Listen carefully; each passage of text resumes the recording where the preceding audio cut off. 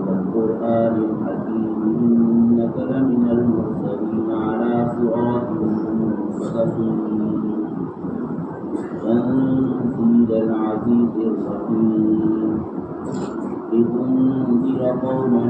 ما أنذر آباؤهم فهم غافلون لقد حق القول على أكثرهم فهم لا يؤمنون.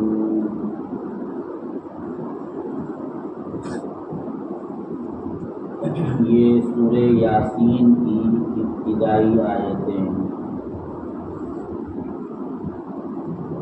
سورہ یاسین مکی ہے اور مکی ان سورتوں کو کہتے ہیں کہ جو ہجرت سے پہلے نازل ہوئی ہے. یعنی قرآن مجید کی صورتیں اور قرآن مجید کی آیات وہ دو قسم کی ہیں. بعض صورتیں بعض آیات مکی ہیں اور بعض صورتیں اور بعض آیات مدنی ہیں. تو مکی اور مدنی ہونے کا مدار وہ جگہ اور مکان کے اوپر نہیں ہے کہ مکہ میں نازل ہوئی تو وہ مکی اور مدینہ میں نازل ہوئی تو مدنی، بلکہ اس کا مدار زمانے پر ہے کہ کون سے زمانے میں وہ نازل ہوئی تھی. اگر ہجرت سے پہلے نازل ہوئی تھی تو وہ مکی کہلاتی ہیں اور اگر ہجرت کے بعد نازل ہوئی ہیں تو وہ مدنی کہلاتی ہیں. تو سورہ یاسین ان صورتوں میں سے ہے کہ جو ہجرت سے پہلے نازل ہوئی، اور جو صورتیں مکی ہوتی ہیں عموماً ان کا موضوع یا ان کا ٹاپک یا بنیادی باتیں جو ان میں بیان کی جاتی ہیں وہ اسلام کے ضروری عقائد کا بیان ہوتا ہے. اور اسلام کے ضروری عقائد وہ تین ہیں: توحید، رسالت اور آخرت. چنانچہ اس صورت میں بھی ان تینوں بنیادی عقائد کو ایک مخصوص انداز میں بیان کیا گیا. ان عقائد کو قرآن مجید میں بہت سے مقام پر ذکر کیا گیا ہے، لیکن ہر مقام پر اس کا انداز اور اس کو بیان کرنے کا طریقہ اور اسلوب الگ الگ ہوتا ہے. کبھی تو ان چیزوں کو بیان کیا جاتا ہے تاریخی واقعات کی روشنی میں کہ فلاں قوم گزری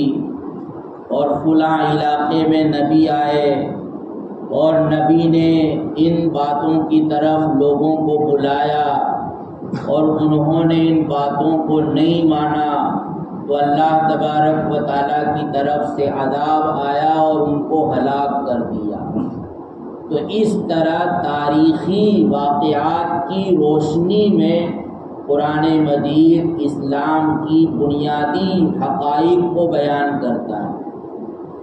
اور کبھی ان عقائد کو اور ضروری باتوں کو بیان کرنے کے لیے قرآن مجید فطری اور عقلی دلائل پیش کرتا ہے. فطری، طبعی، کہ اگر تم سوچو، تم دیکھو، غور و فکر کرو تو تم خود اس نتیجے پر پہنچ جاؤ گے کہ ضرور ایسا ہونا چاہیے. اگر ایسا نہیں ہو رہا ہے یا ایسا نہیں ہے تو وہ غلط ہے. تو اس طرح فطری اور طبعی اور عقلی دلائل کے ذریعے قرآن مجید ان چیزوں کو واضح کرتا ہے. اس صورت کے تعلق سے جامع ترمذی حدیث کی ایک مشہور کتاب ہے، اس میں ایک روایت آئی ہے نبی کریم صلی اللہ علیہ وسلم نے فرمایا کہ لِكُلِّ شَيْءٍ قَلْبٌ وَقَلْبُ الْقُرْآنِ سورۃ یاسین. کہ ہر چیز کا ایک دل ہوتا ہے، اور قرآن مجید کا دل وہ سورہ یاسین، یعنی پورا قرآن گویا ایک جسم ہے، اور جس طرح انسانی جسم میں ایک دل ہوتا ہے جس کا بڑا مقام ہوتا ہے کہ انسان کی تمام ایکٹیویٹی اور انسان کی تمام نقل و حرکت بلکہ اس کی زندگی کا باقی رہنا وہ دل پر موقوف ہوتا ہے، کہ اگر دل صحیح کام کر رہا ہوتا ہے تو پھر انسان کے تمام اعضاء وہ صحیح کام کر رہے ہوتے ہیں، اور اگر دل میں کمزوری پیدا ہو گئی، کوئی خرابی آ گئی تو پھر انسان کی زندگی خطرے میں پڑ جاتی ہے۔ تو اس طرح کی اہمیت کو بیان کرنے کے لیے نبی کریم صلی اللہ علیہ وسلم نے سورہ یاسین کو قرآن مجید کا دل کہا۔ ایک بہت بڑے امام گزرے ہیں، امام غزالی، جو 5ویں صدی ہجری میں گزرے ہیں، یعنی ہجرت سے 500 سال کے بعد والا جو زمانہ تھا، اور آج 15ویں صدی ہجری چل رہی ہے، تو گویا آج سے 1000 سال پہلے تقریباً ایک بہت بڑے فلسفی، بہت بڑے امام گزرے ہیں، یہ امام غزالی کے نام سے جانے جاتے ہیں۔ انہوں نے اس کی وجہ بیان کی کہ اللہ کے نبی صلی اللہ علیہ وسلم نے اس سورت کو قرآن مجید کا دل کیوں کہا، تو اس کی وجہ یہ بیان فرمائی کہ انسان کے جسم میں اس کا دل وہ انسانی صحت کا مدار ہوتا ہے، یعنی جب تک دل صحیح کام کر رہا ہوتا ہے وہاں تک انسان کا جسم بھی صحیح رہتا ہے۔ دل میں خرابی آ جاتی ہے تو پھر انسان کے جسم میں بھی خرابی آ جاتی ہے، وہ صحیح کام نہیں کرتا۔ تو اس صورت میں اللہ تبارک و تعالیٰ نے خاص طور پر آخرت کے عقیدے کو بیان کیا، اور آخرت کے عقیدے کو بیان کرنے کے لیے ایک خاص مؤثر انداز اختیار کیا، یعنی اس طرح بیان کیا ہے کہ انسان اگر اس کو سوچے اور فکر کرے تو اس کو واقعی لگے کہ ایسا ہونا چاہیے، اور ہر وقت اگر انسان اس کا استحضار رکھے کہ مرنے کے بعد ایسا ہونے والا ہے، دنیا ختم ہوگی تو پھر ایک دوسری دنیا قائم ہوگی اور اس میں ایسا ایسا ہوگا، ہر وقت انسان اگر آخرت کے عقیدے کا استحضار رکھے تو اس کی زندگی میں ڈسپلن پیدا ہو جائے، اس کی زندگی صحیح گزرے گی، یعنی وہ غلط قسم کے کاموں سے اپنے آپ کو بچائے گا اور کوشش کرے گا کہ میں اچھا سے اچھا کام کروں۔ تو جس طرح انسان کے جسم کا صحیح ہونا اس کے دل کے صحیح ہونے پر موقوف ہے، تو ایسے ہی انسان کی زندگی کا رخ صحیح ہونا وہ انسان کے عقیدے آخرت کی پختگی پر موقوف ہے، کہ یہ آخرت والا عقیدہ جتنا زیادہ پختہ ہوگا اور جتنا زیادہ انسان کے سامنے ہر وقت رہے گا، وہ مستحضر رکھے گا، تو انسان جہاں کہیں بھی ہوگا، کوئی اس کو دیکھ رہا ہو، کوئی دیکھ نہ رہا ہو، کوئی اس کی نگرانی کر رہا ہو، نگرانی نہ کر رہا ہو، کوئی اس کو پوچھنے والا ہو یا نہ ہو، وہ صحیح اعمال کرے گا، اچھے اعمال کرے گا، نیکی کے اعمال کرے گا۔ تو اس وجہ سے اللہ کے رسول صلی اللہ علیہ وسلم نے سورہ یاسین کو قرآن مجید کا دل کہا اور فرمایا کہ اقرؤوہا علی موتاکم، یعنی اگر تمہارا کوئی آدمی مرنے لگے، ابھی وہ مرا نہیں ہے، وہ محتضر ہے، یعنی مرنے کے قریب ہے، جاکنی کے عالم میں ہے، اس کی سانس اکھڑنے جا رہی ہے، تو اس موقع پر تم اس کے سامنے یہ سورہ یاسین کی تلاوت کرو، کہ اس کے نتیجے میں اس کی موت آسان ہو جائے گی۔ اور وہ ایمان پر مرے گا۔ تو وجہ یہی ہے کہ اس صورت میں چونکہ اسلام کے بنیادی عقائد کو بیان کیا گیا اور خاص طور پر آخرت کے عقیدے کو بہت واضح انداز میں اور مؤثر اسلوب میں بیان کیا گیا، تو مرنے والا جب مرتے ہوئے قرآن مجید کی اس صورت کو سنے گا تو وہ آخرت کے اسلام کے بنیادی عقائد کا اس کو استحضار ہو جائے گا، اور جب آخرت کا منظر اس کے سامنے آئے گا تو ہو سکتا ہے کہ وہ توبہ کر لے، کیونکہ ابھی توبہ کا موقع ہے۔ تو اس طرح اس کا خاتمہ جو ہوگا وہ ایمان پر ہو جائے گا، توبہ اور استغفار پر ہو جائے گا۔ تو اس لیے اللہ کے رسول صلی اللہ علیہ وسلم نے حکم دیا کہ اقرؤوہا علی موتاکم، کہ اس سورت کو تم اپنے اس شخص پر پڑھو کہ جو مرنے کے قریب ہو، جس کی جان نکل رہی۔ اس کا آغاز ہو رہا ہے یاسین کے لفظ سے، یاسین، اور اس کا معنی کیا ہے معلوم نہیں۔ اگر ہم کوئی بھی ترجمے والا قرآن اٹھائیں تو یاسین کے نیچے لکھا ہوگا کہ اللہ اعلم بمرادہ، کہ اللہ ہی زیادہ جانتا ہے کہ اس کا مطلب کیا ہے۔ قرآن مجید میں دو قسم کی آیات ہیں۔ سورہ آل عمران میں یہ کہا گیا کہ هو الذی انزل علیک الکتاب منہ آیات محکمات وأخر متشابہات، یہ دو قسم کی آیات ہیں قرآن مجید میں، آیات محکمات اور آیات متشابہات۔ محکمات تو ان آیات کو کہتے ہیں کہ جس کا معنی معلوم ہو اور متعین ہو، جیسے اقیم الصلاۃ، نماز قائم کرو، تو اب نماز قائم کرنے کا کیا مطلب ہے ہر مسلمان جانتا ہے کہ نماز کیا چیز ہے اور اس کو قائم کرنے کا کیا مطلب۔ آتوا الزکاۃ، زکوٰۃ ادا کرو، تم پر حج فرض ہے، تم پر روزے فرض ہے، تم بدکاری کے قریب نہ جاؤ، نشہ نہ کرو۔ تو یہ جو بہت ساری آیات ہیں جو احکام سے متعلق ہیں، تو وہ آیات محکمات ہیں، کیونکہ ان کا معنی معلوم بھی ہے اور متعین بھی ہے۔ لیکن قرآن مجید کی کچھ آیات ایسی ہیں کہ جس کے معنی یا تو معلوم ہی نہیں ہے یا کم سے کم متعین نہیں ہے کہ اس کی مراد کیا ہے۔ تو اس طرح کی آیات میں یہ آیات آتی ہیں، الف لام میم، الف لام را، طاسین، یاسین، اور کاف ہا یا عین صاد،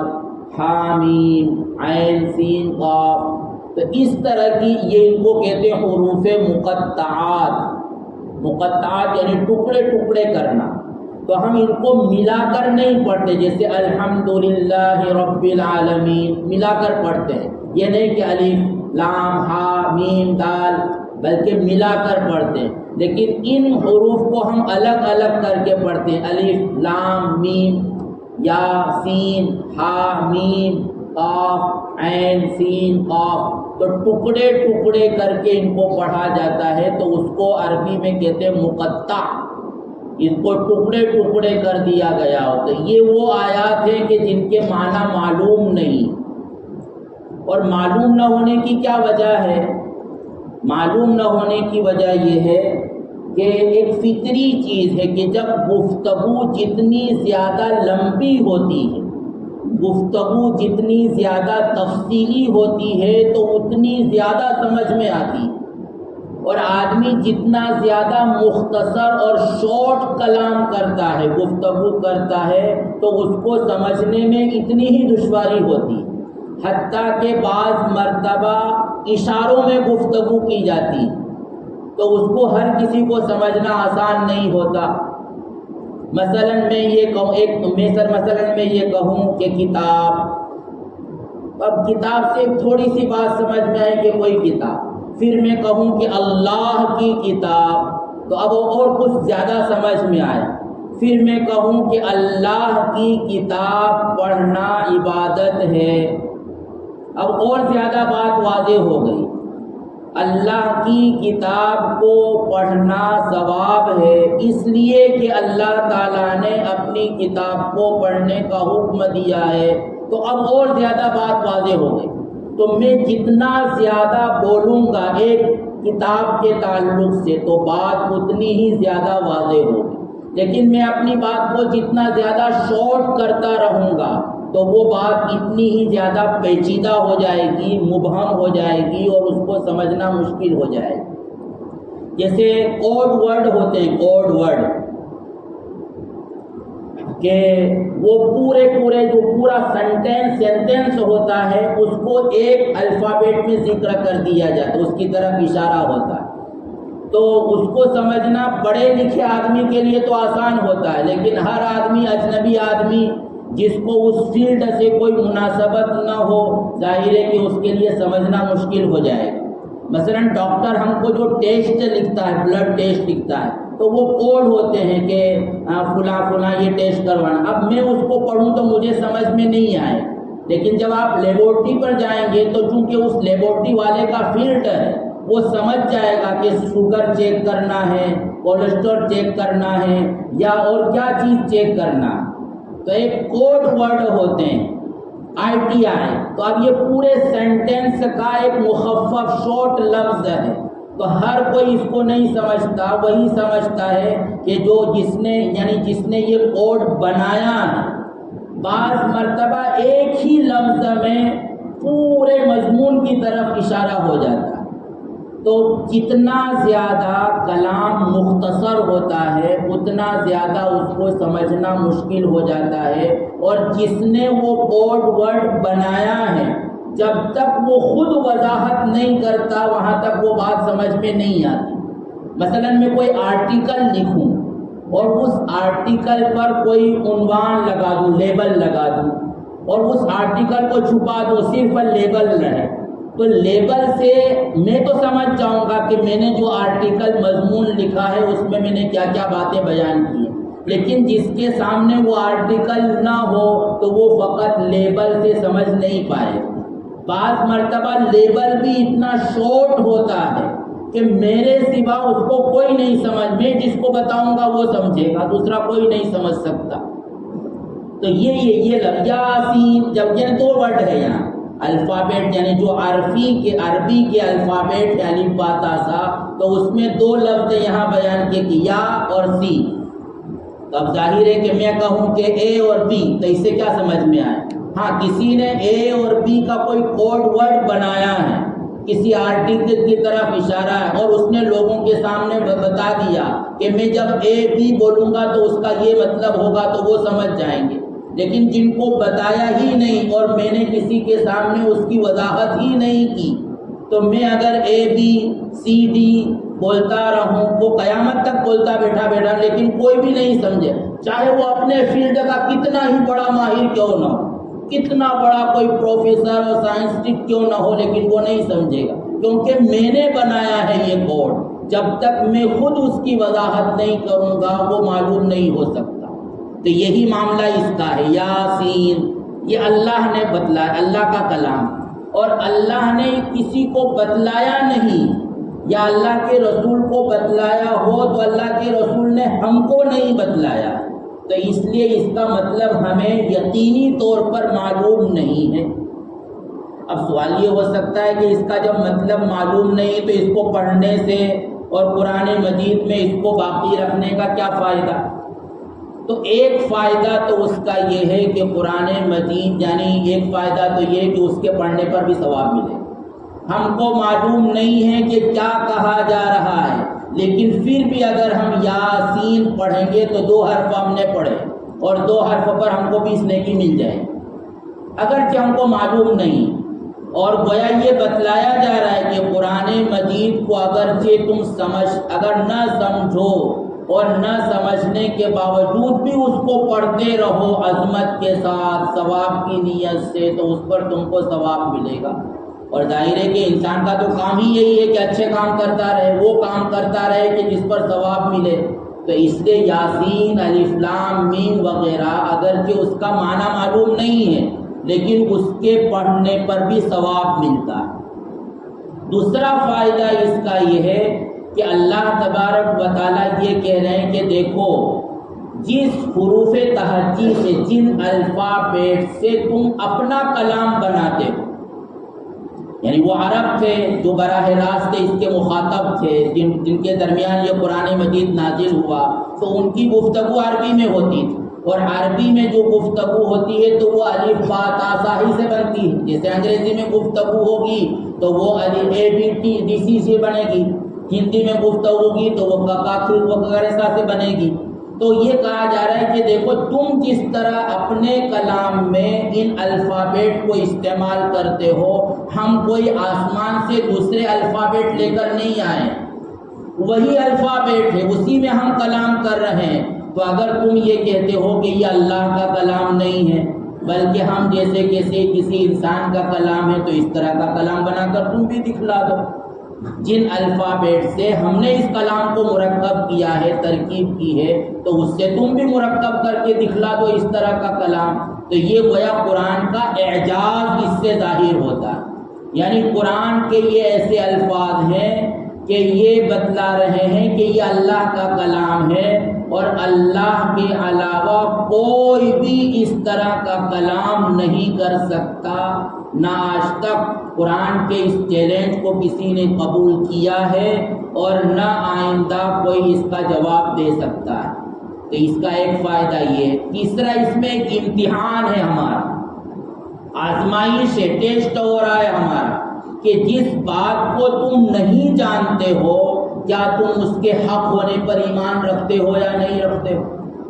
یعنی ایمان کا پورا مدار کس پر ہے کہ رسول نے جو بات کہی وہ سچی،